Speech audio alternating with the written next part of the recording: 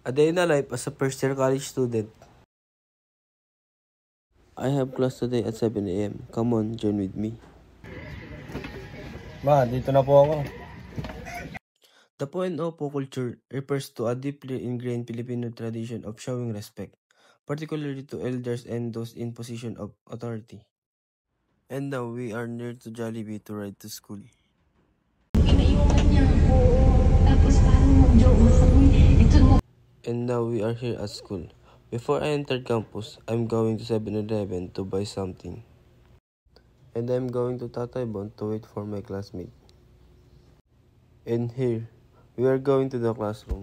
And just finished the first subject, and we are going to Tatay Bon to eat. Sukli pa ako. And here, we don't know where we're going because we dismissed early. So we decided to just go home.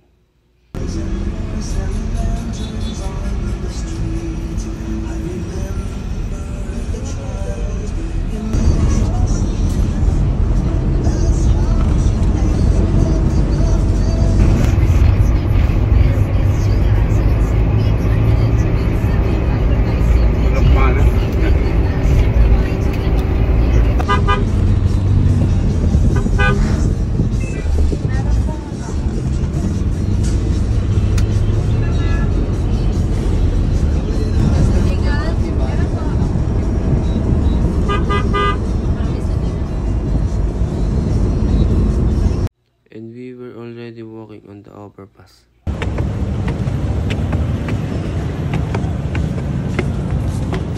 And I saw an old man begging for a coin, so I gave a coin. No.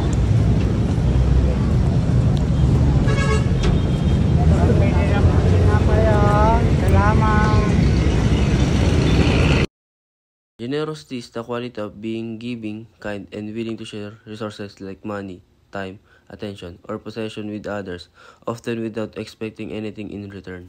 And I went to my friend's house to hang out because it was still early and I didn't want to go home yet.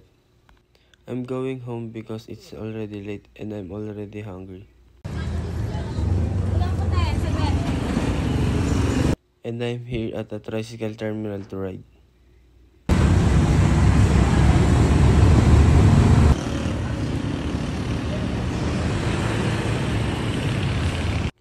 And here I am on our street.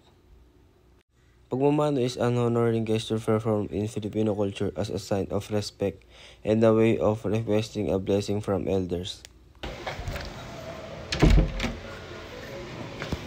Pa, bless po. Ma, bless po. God bless you.